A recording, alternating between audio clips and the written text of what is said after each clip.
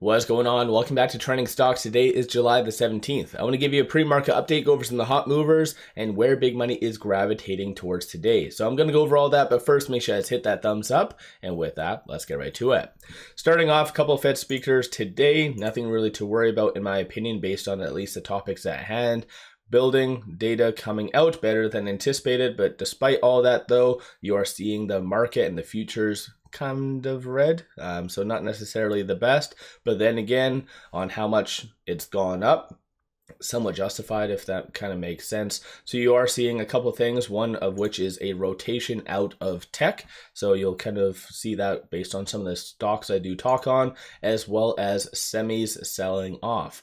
So yeah, it's going to be a very interesting day. Right now, starting off with Sofi, it is down 2.3%. So kind of piggybacking off of the negativity. Over this last little bit, there's been absolutely no news, no SEC filings, nothing like that. So it is fair to have this pullback because over this last 1 month, it is up 20.25%. Shorts did somewhat admit defeat yesterday, so they returned around 1.5 million shares. So a very nice change of events, but 17.44% of the free float is being shorted, and that works out to be 181.08 million. Be very interesting to see if they do double down on the negativity in the broader market today or not. So again, kind of just stay tuned for that. But for those of you that have been kind of watching my Sofi dedicated videos, I've been saying that for the most part, Sofi is considered rather overbought. So the first sign of weakness, you're going to see a pullback. And today, a lot of the data that's been coming out, or I guess articles, that's somewhat the broader weakness starting to happen. So it is pulling back, but the better question is, will this R2 hold? Because it is still trading between this R2 and this R3. So again, still somewhat of a controlled, healthy pullback. But if it does break below this R2, then you are going to see somewhat of a free fall potentially happen. So again, just kind of be prepared for all variables, but shorts at the same time, if it does open somewhere close to this, you're going to see them try to suppress it below 750 as what they typically do. Nvidia is down almost about 4% pre-market because of Trump on how he's trying to really meddle in the semi sector. So I feel like that's one sector that you don't want to start with, at least kind of messing around with. Like that's been one of the saving graces for the market. But then again, that's what Trump typically does do. So some people like him, some people don't. I'm not here to kind of talk politics or whatever else, but this is why Nvidia is going down. It's not heavily shorted, as I've brought up in the past. If anything, shorts did kind of feel that there's more upside coming. So this is why they did return some.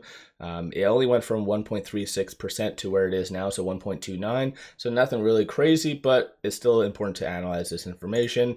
Right now with it at 121 and change, it is trading between these 2 points. So the S1 to the pivot. So 114 will be that next strong support, and then 125 will be that next strong resistance / target. So be interesting to see once the market does open, if this is one of those buy the dip moments, or is this an opportunity for, I guess, the larger entities to sell off?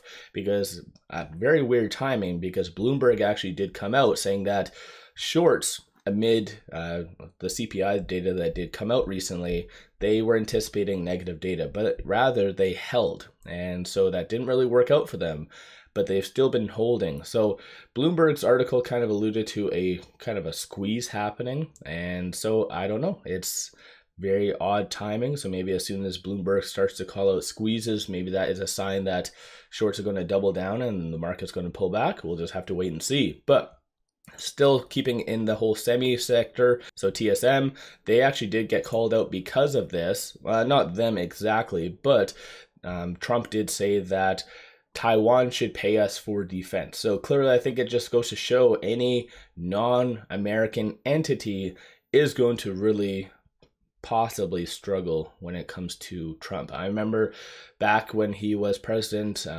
like any non-American company, you always had this level of risk that if your country was going to get called out or additional tariffs, especially Chinese stocks, like if Trump goes into power, like good luck to Chinese stocks. They are pretty much good as done for the most part.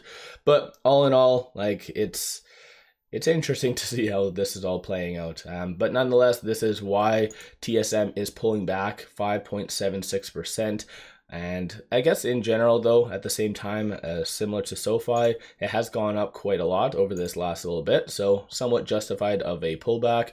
TSM isn't shorted by any means, so again, no point in really talking about that.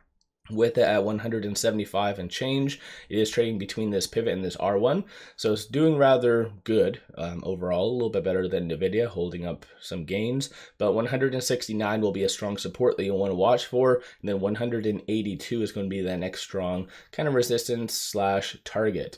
Nonetheless, every stock that I have talked on so far, fib levels are very wide, so anticipate a lot of volatility in the foreseeable future, even aside from today.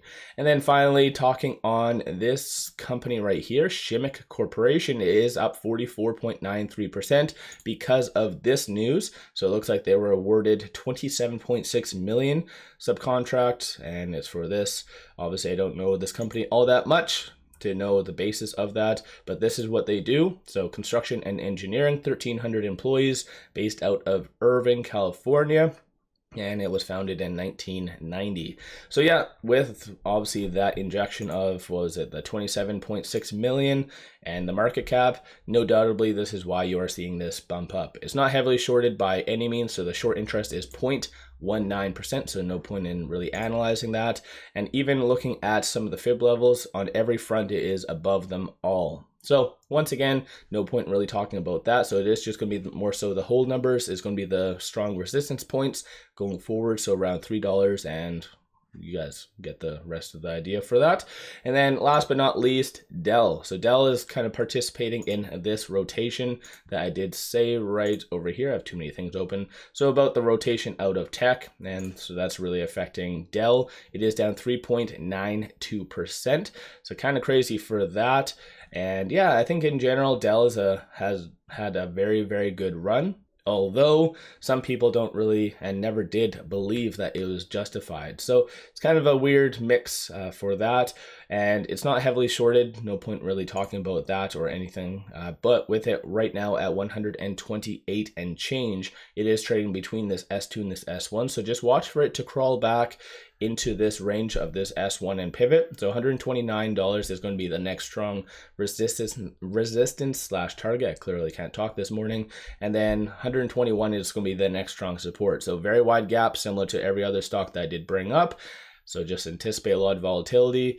And if there is going to be more of a continuation of a broad rotation, as what I've kind of done videos on over this last little bit, you should see a uptick in overall volume and just dollar value, because I have been bringing this up, or actually I did bring this up a little bit. So this is based on the overall dollar value, just based on major indexes. So you do see New York Stock Exchange, NASDAQ.